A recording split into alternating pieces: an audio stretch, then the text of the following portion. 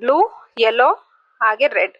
ಈ 3 ಕಲರ್ಸ್ ಜೊತೆ ನೀವು ಯಾವುದೇ ಕಲರ್ನ ಮಿಕ್ಸ್ ಮಾಡಿದ್ರು ಕೂಡ ಅದು ಅಷ್ಟು ಚೇಂಜಸ್ ಆಗೋದಿಲ್ಲ. ಓಕೆನಾ? ಅದಕ್ಕೋಸ್ಕರನೇ ನಾವು ಇದನ್ನ ಪ್ರೈಮರಿ ಕಲರ್ಸ್ ಅಂತ ಹೇಳ್ತೀವಿ.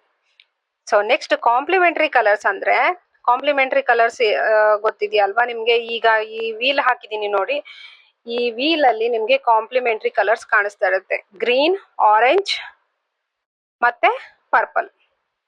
ಸೊ ಈ ಗ್ರೀನ್, ಆರೆಂಜ್, ಪರ್ಪಲ್ ಈ ಈ ಈ ಕಾಂಪ್ಲಿಮೆಂಟರಿ ಕಲರ್ಸ್ ಇಂದಾನೆ ನಾವು ಕರೆಕ್ಷನ್ಸ್ ಮಾಡ್ತೀವಿ ನಮ್ಮ ಫೇಸ್ ಮೇಲೆ, ಕ್ಲೈಂಟ್ ಫೇಸ್ ಮೇಲೆ. ನೀವು ನೋಡಿರ್ತೀರಾ ಕರೆಕ್ಟರ್ ಪ್ಯಾಲೆಟ್ಸ್ ಅಲ್ಲಿ ಗ್ರೀನ್ ಇರುತ್ತೆ, ಓಕೆ, ಮತ್ತೆ ಆರೆಂಜ್ ಇರುತ್ತೆ, ಮತ್ತೆ ಪರ್ಪಲ್ ಕೂಡ ಇರುತ್ತೆ, ಪೀಚ್ ಕೂಡ ಇರುತ್ತೆ.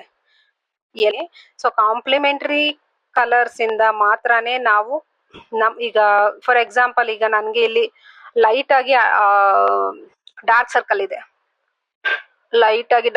ಇದೆ, ಇಲ್ಲಿ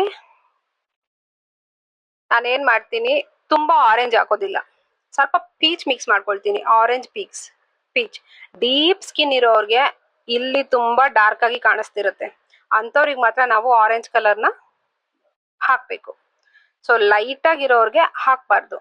ಆರೆಂಜ್ ಪ್ಲಸ್ ಪೀಚ್ ಎರಡನ್ನು ಮಿಕ್ಸ್ ಮಾಡ್ಕೊಂಡು ಮಾಡ್ಬೇಕಾಗುತ್ತೆ.